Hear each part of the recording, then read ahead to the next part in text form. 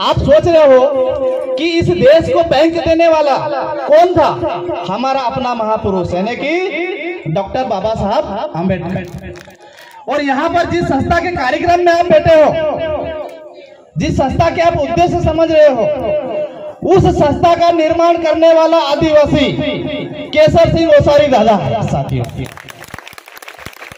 यानी कि जितने भी क्रांतिकारी परिवर्तन हुए हैं वो हमारे निचले समाज से ही जन्मे हैं, और ऐसे महापुरुषों की ही विचारधारा जो आज समाज को एक एकता के सूत्र में बांध रही है। आपको लग रहा होगा कि देश में इतनी सारी बैंक है, इस बैंक की क्या जरूरत है? आप जाके बैंक में लाइन में खड़े होके देखिए, तब आपको पता चलेगा कि बैंकों की आवश्यकता देश में क्यों पड़ी है। आपके बच्चों का एजुकेशन देखिए, आपका स्वास्थ्य देखिए, आपकी अर्थव्यवस्था देखिए क्या है। जब हम हमारी अर्थव्यवस्था के बारे में देखते हैं तो बैंक में 500 रुपए नहीं है हमारे, और जब बैंक से लोन लेने जाते हैं तो 4-4 महीने लग जाती है, फाइल इधर की उधर चलती रहती है, और 10% और 12% कमीशन मांगा जाता है। सही है कि नहीं भाइयों? यहाँ पे अधिकारी लोग तो बैठे हैं, उनको तो पता ही होगा। लेकिन यहाँ पर ऐसा नहीं है। यहाँ पर दादा ने ऐसी व्यवस्था की है कि आपको 2 दिन के अंदर में लोन की व्यवस्था मिल जाएगी।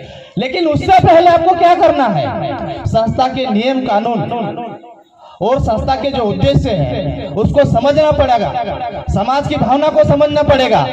यहाँ पर जो पैसा आपको दिया जाएगा वो अपना पैसा है, हमारे समाज का पैसा है साथियों, और आप समाज से जुड़ रहे हो। ये बैंक हमारा बैंक है, अपना बैंक है।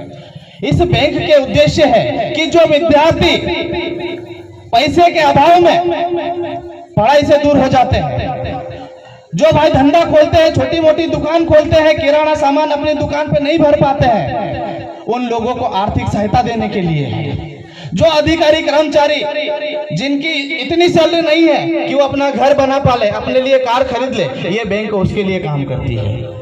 ये मुझ जैसे विद्यार्थी के लिए काम करती है जो विदेशों में पढ़ाई करना चाहता है लेकिन उसके पास पैसा नहीं है, उसके लिए आर्थिक सहायता करना चाहती है साथियों।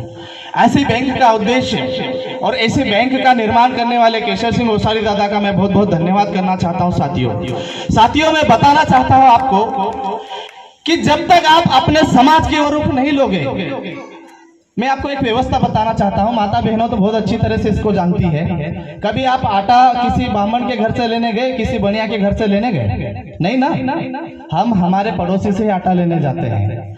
समाज की परिभाषा को समझें। आज कितने अत्याचार शोषण हो रहे हैं आप देख ही रहे हो। ज्यादा दूर की बात नहीं कर रहा हूं मैं, आप सिर्फ ऊपर नजर देखिए, आपको अत्याचार का पैमाना पता चलेगा कि हमारे पे कितने अत्याचार हो रहे हैं। आज अत्याचार के पैमाने बदल चुके हैं। आज जैसे आपके बीच में ये जो अधिकारी कर्मचारी खड़े हैं, कोई कैमरा लेके बैठा होगा कि इनकी शिकायत मैं कहाँ करूं, ये भी अत्याचार का पैमाना है साथियों।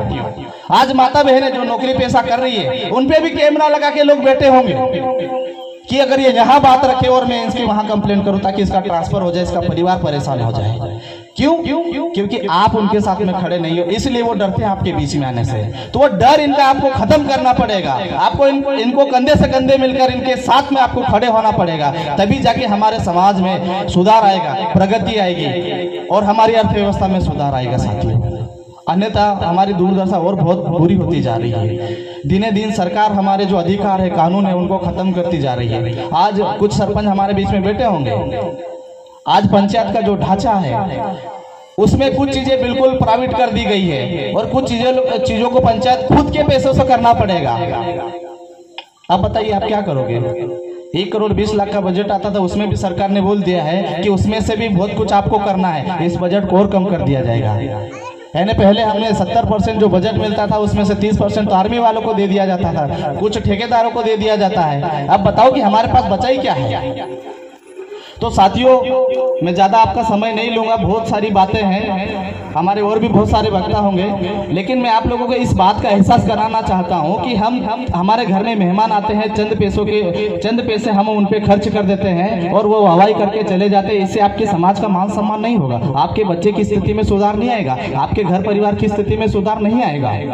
एक दिन खुश करने से कुछ नहीं होता है। अगर खुश करना है तो पूरे समाज को खुश करिए। इसके लिए ये जो संस्था काम कर रही है, आज 8 साल में अगर 3 करोड़ है, तो सोचिए कि हमारे पूरे मध्य प्रदेश के आदिवासी इस बैंक में पैसा रखने लग जाएंगे तो हमारी अर्थव्यवस्था खड़ी होगी कि नहीं होगी? बताइए, होगी कि नहीं होगी?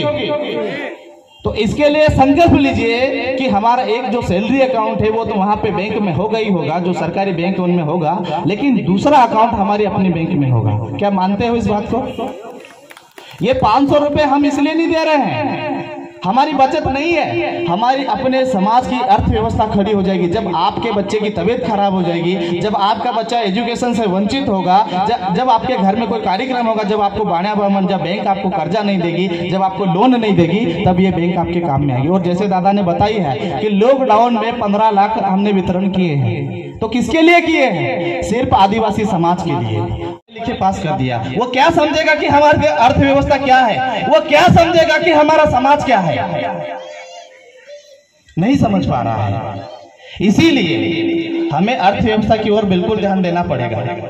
हमारी माता बहनों को 1-1 रुपया जो वो समूह, जो स्व सहायता समूह चल रहे हैं, बताइए कितना लाभ हो रहा है? हम कितने, यानी कि फंडिंग जो हो रहा है वो फंडिंग हमारे नाम से लिया जा रहा है। कल मैं भोपाल में था, 50 करोड़ का जो फंडिंग होता है वो ऐसे करके हमारे लोगों से वितरण किया जाता है और हमारे ऐसे वापस वसूल किया जाता है।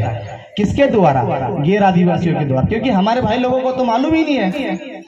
बहुत सारे ऐसे लोग हैं कि जो बिल्कुल भी इन चीजों के बारे में बिल्कुल भी जागरूक नहीं है। हमारे पढ़े लिखे युवा, हमारे अधिकारी कर्मचारी, हमारी पढ़ी लिखी माता बहनें हमारे समाज के बारे में बिल्कुल विचार विमर्श नहीं करते।